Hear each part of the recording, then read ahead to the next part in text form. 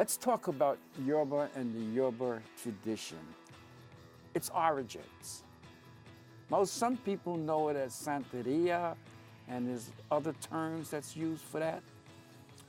Yeah, when we look at its origin, we're looking at it's coming out of West Africa. Right. And most of the slaves that came over came from West Africa.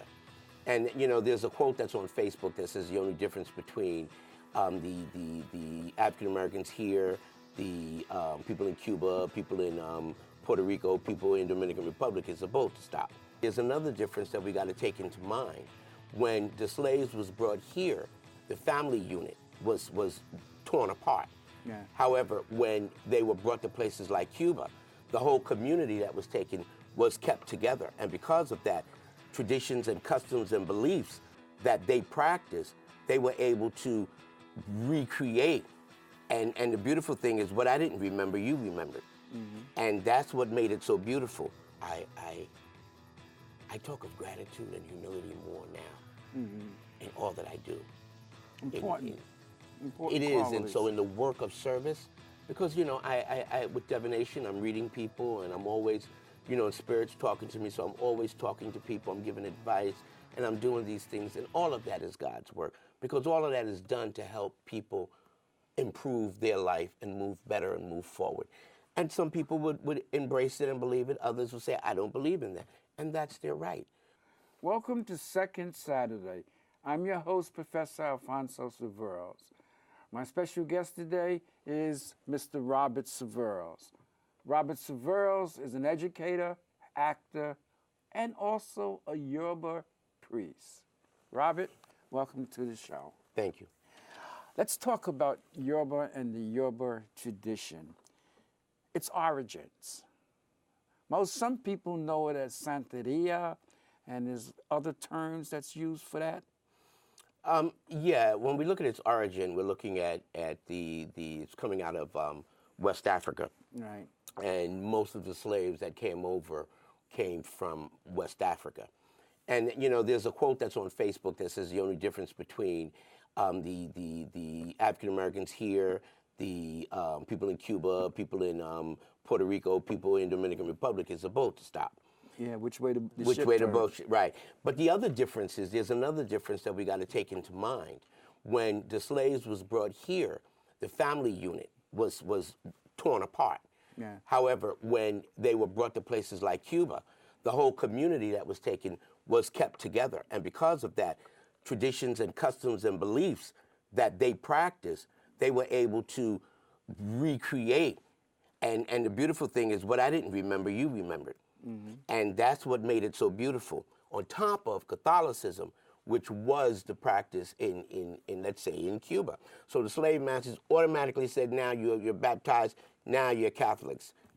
Well, the slaves, in order to hold on to their tradition, they had to disguise the orishas under the saints. Okay, now when you say orishas, yes. Explain to the orishas are deities. They're deities. They're adversaries. They're like angels that intercede in our lives, right. Just like the angels in the Catholic Church. So the Yoruba tradition mainly comes out of West Africa, and I assume to a large extent Nigeria. Absolutely. And it's a tradition going back, do we know how long? Oh, it's well before slavery. Oh, absolutely. Absolutely. And it was a religious belief. Well, it wasn't so much a religious belief as it was a tradition. It was a way of life. So what is the difference between a religious belief and a way of life? I mean, not a way of life, a religious belief and a tradition. Is it a way of life? Is the difference? It's a way. Yes, it is. Absolutely, it's a way of life. Because if it's a way of life, then the activities that are done are not designated to a particular day of the week in a particular building. It's not structured that way. But it's a belief system that is incorporated in all that you do. And it's incorporated in the celebration, it's incorporated in the music, in the food, in the dance, and in the exchange, and in the teaching. It's a total experience, a Absolutely. cultural experience. It's a way of seeing yourself in the world. It's a way of seeing yourself in the world and having a connection. Well, let me ask you this, and I think a lot of people have a misunderstanding of this.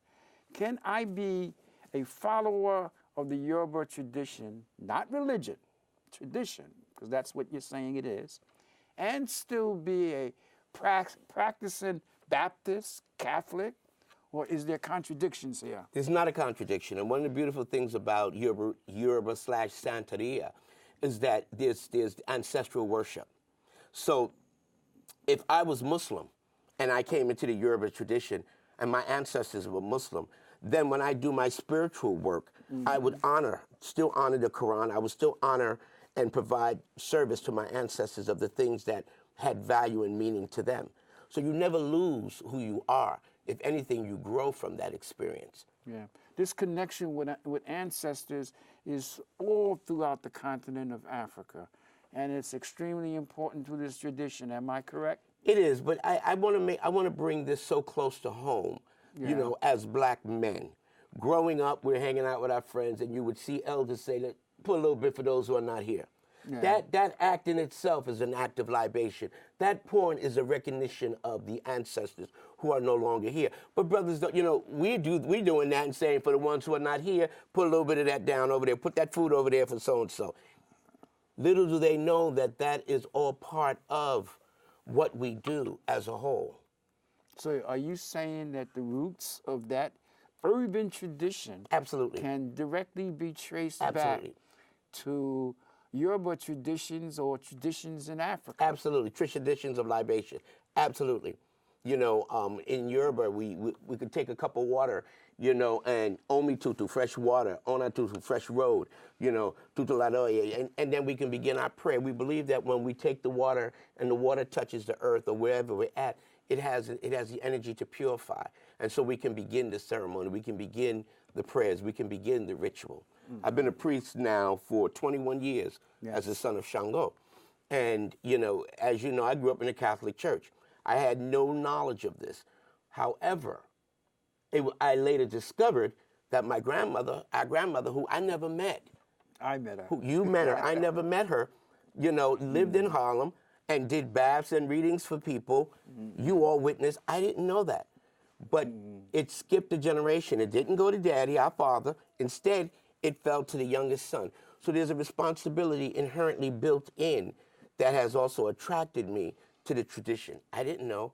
And when I was told I was a child of Shango, I didn't know who that was. But when I started to read about it and understand it, it started to make sense to me. And I see his energy in my life. How has that influenced your day-to-day behavior, your interacting with other people, your very personality? How has your belief system, has it made you a better person, a more compassionate person? Speak to that. Well, it makes me extremely cognizant of the fact that when I wake up in the morning, I give thanks. And it humbles me.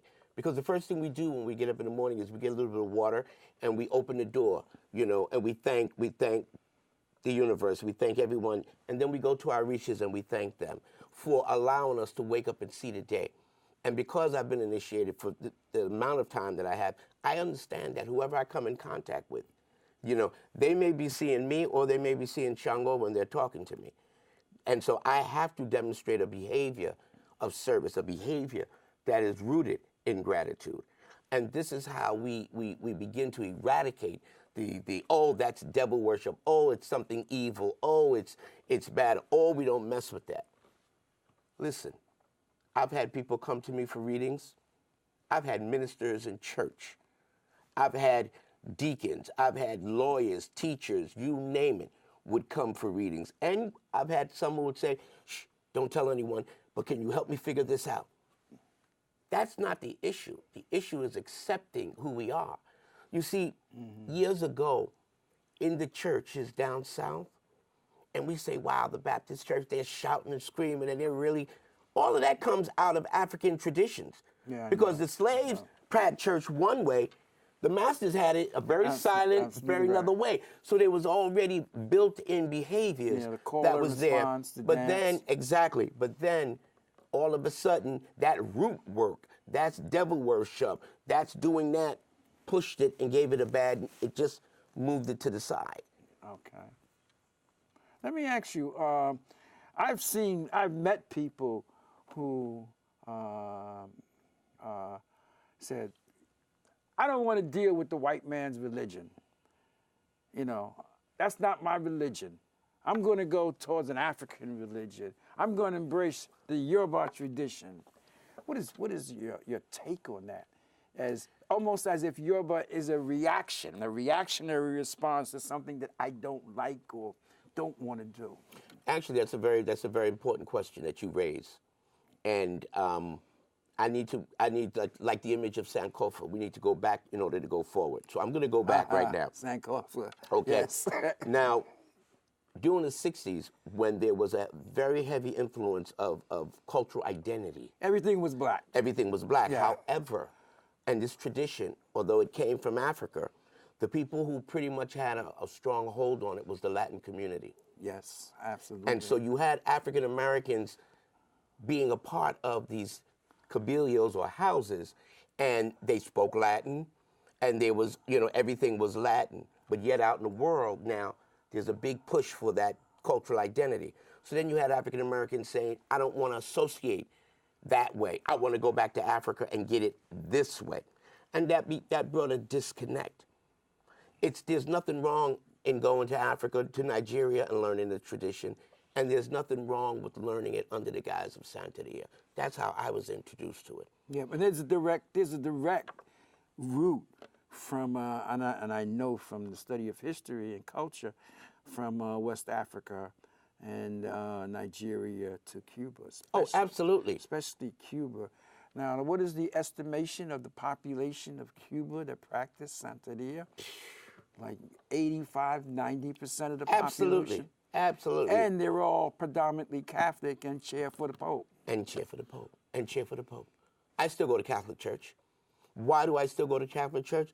Because it's the energy that has helped sustain me throughout my life. Number one. Number two, it is the religion of my ancestors, of my immediate ancestors. My mother, as you know, was a staunch Catholic. So I understood that. And you know what? Years ago in Catholic school, they had International Day. And I was in the second, third grade, and I looked at a photo, and I had a dashiki on. One of my other brothers, John, he had the collar on. John today is a minister with a collar. Today, I'm in an African tradition. There are no accidents. The tradition in itself is a way of life. We believe that prayer is beautiful, but when you do prayer to sustain the prayer, to help the prayer becomes more manageable and doable, we give offerings. And that's the difference. Okay, Bobby, you have this duality going, this strong commitment, this sense of Christianity, yet this deep connection and practice of the African Yoruba tradition. Let me ask you, what is God to you? Is God the Christian God, or is God a product of the African tradition? In Yoruba, we say Olodumare. In the Catholic Church, we say God. It's all one. And we have to understand that. We're not the only ones here that pray to God. The person standing next to me will have another term. But when things are going wrong, they are praying to an energy that's greater than themselves, an energy that exists in the universe. And if they want to call it God, they want to call it Allah, they want to call it Olodumare, it's all one. And that's my belief. So you have this universal idea of this one God. Absolutely. Called by many names. Absolutely. So it's not a contradiction for you to be Christian, be Yoruba, be anything else. Not at all. Not at all. Not at all. And if anything, knowing that our African ancestors were so intelligent that they were able to disguise the Orishas under the saints. So when the slave masters came in there and saw St. Barbara and all these Catholic saints, they were fine, but they didn't know that our ancestors had all of this stuff for Shango under St. Barbara so they can still practice it. That was admirable. That's something that I hold on to today. I'm not changing that. Great. I'm not changing that. Not at all. It's a beautiful thing. Anything, it's God's work. We can't pick and choose and say, this is up to this extent. I run into a lot of people, and in the theater, when we get ready to perform, we take hands. And in the theater, you got to be very careful because we take hands, and one person says, "Okay, Jesus, da da da da da." Another person, but we got to be aware that in the cast, you may have someone who's Muslim. In the cast, you may have someone, of different Jewish, faith. yeah. So we have to be able to just pray to that energy in the universe to guide us and give us strength so that we don't offend. I've been in shows and actors will say, "Well, I'm not Baptist," and get into arguments because everything was Jesus. And it's like, it's okay. It's okay. Let's look at the intent. The intent is to reach an energy in the universe and ask God for guidance. I'm sure this would be a much different world if people and governments had that same understanding that you have in terms of this idea of God by many names. Well, the other thing, Alfonso, you got to think that in the Yoruba tradition is that there's a heavy connection to the elements in nature. So I think that the planet Earth in itself would be such a better place. We look at the ocean, and everybody know the ocean and say the mother. They call it the mother. Well, that's also Yamaya in the African tradition, and she is the mother. Yamaya, the river. The sweet waters of the river is the deity Oshun. The element of fire is Shango. Obatala is the cooling mountains up top. So there's a respect for nature. There's a respect for earth. There's a respect for plant life. There's a respect there that's innately true. And I hold on to that. Okay, that's pretty powerful stuff you're saying. However, and I don't want to be the devil advocate, traditional African religion seems to be declining in many parts of Africa, including West Africa and Nigeria, where Yoruba had its origin. How do you see this? How do you account for that? What is going on here? Well, one of the things is that, it's been able to survive throughout the world. And because of whatever the internal conflicts that exist, let's say in Nigeria, it's bigger than just the tradition. It's much bigger. Again, the influence of Islam, the influence of Catholicism, and all of the other political structures there. But the beauty of this tradition is that it survived. It's all over the world. Well, yes. I go to functions, and there are folks there who are Asian. There are folks there that are Italian. There are folks there that are Palestinian, you name them, and they are practicing in the tradition. There's no color with the Orishas. They don't discriminate. Just because its origin is African, it doesn't mean that it's exclusive to Africans, and so it's yours. No, it's not. Orishas are like the angels, and they protect and guide and show love to all of mankind. Okay. How has this tradition personally helped you? Coming into the tradition, Robert prior to going into Yoruba and the Robert currently in Yoruba.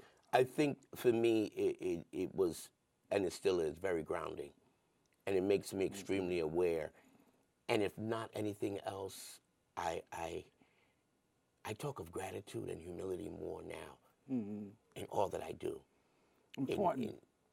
It is, qualities. and so in the work of service, because I with divination, I'm reading people, and I'm always, spirit's talking to me, so I'm always talking to people. I'm giving advice, and I'm doing these things, and all of that is God's work, because all of that is done to help people improve their life and move better and move forward.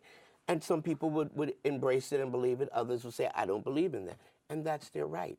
But that, who I am today, I'm a person who's very grateful. Right. I know what you're saying because you know and I know the experience of one of our brothers who initially had a very negative reaction to the fact that you embraced this tradition.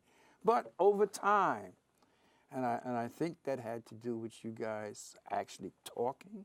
Well, it was very interesting because I remember that evening, and one of our brothers had a Bible, and he came in front of the car and slammed the Bible on the car. But we have to understand where he was at that time. Yeah, he absolutely. recently became born again, and so he was filled with his spirit and his belief. And so anything else didn't have that same value. And so he slammed the Bible on the car, and spoke very disparagingly to me and to my wife. Instead of reacting to that, we stepped back. He later went to Midwest out to Ohio and got a master's in divinity. Doing one of his internships, he was at a hospital learning how to become a chaplain.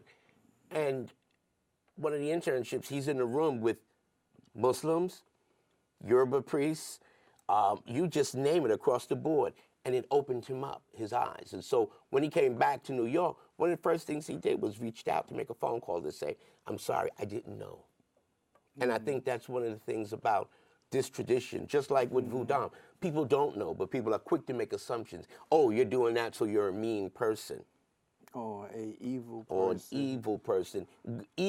And good and evil doesn't exist. That's a European concept. And we understand that. We understand that. And that's why we do the work, so that we can keep and restore balance in our lives. Okay. It's interesting you say that good and evil is a European concept, but I won't go there with that. Bobby, this is really fascinating. You can go anywhere you want with it, brother. It's all right. This is really, really fascinating. How about your wife is also a Yoruba priestess? Yes, Abinat. She's been initiated, daughter of Obatala, 21 years. So you both are 21 years? Yes, she's actually 6 months older than me. So in August, she'll be 22.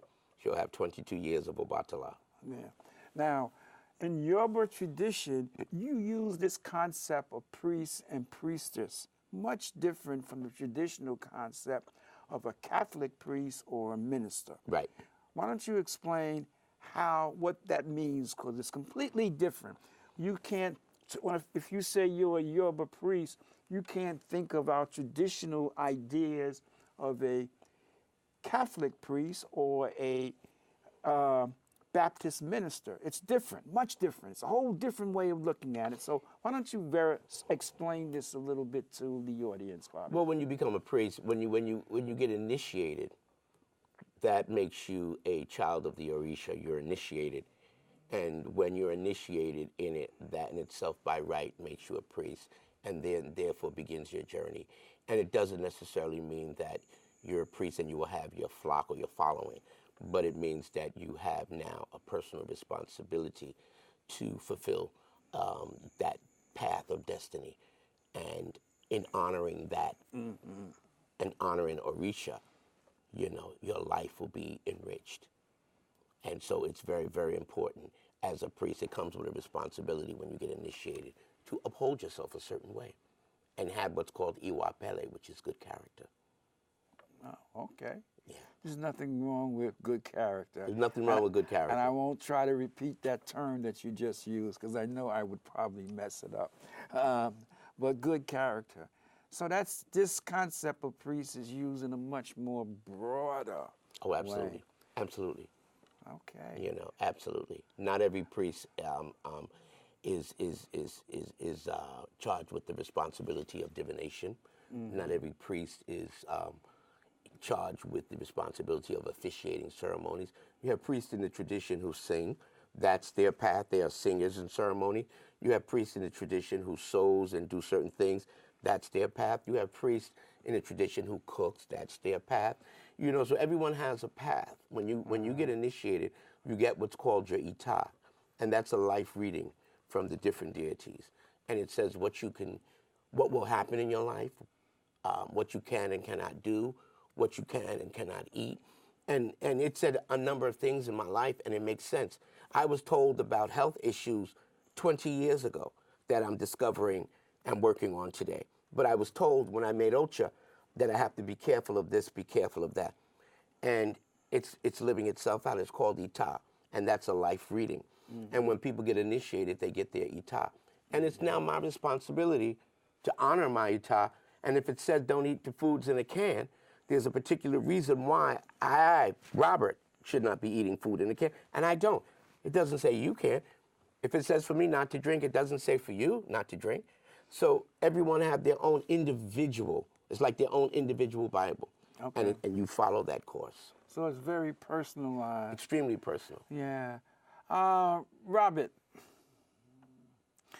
How has this tradition impacted your professional career as an actor? It brought me peace. And I realized that what's meant for me will be coming as a result of the blessings of the Orishas, the blessings of my father Shango. So if I'm to have a part in this play, it's not because Robert, I might have done the work, but it's also because Shango wants me to have that part. And Shango is my father, and Shango, I answer to Shango. And if Shango says no, when I check for roles, when I check for different things, and if he says no, then I'm not auditioning. I believe that because when you get initiated, you become one with Orisha. And so I don't worry the same worries that other people have in the industry.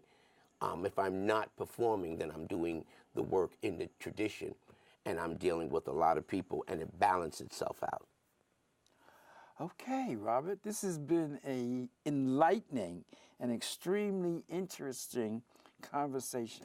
Well, I'm glad that we're having this conversation, and I just want to, reiterate 1 or 2 points before you end, because it's really important that if people don't know, they need to ask. Absolutely. Instead of having preconceived, notions or things about the way that people live their lives. Yes. You take the time to ask, because you might discover some very interesting things about yourself.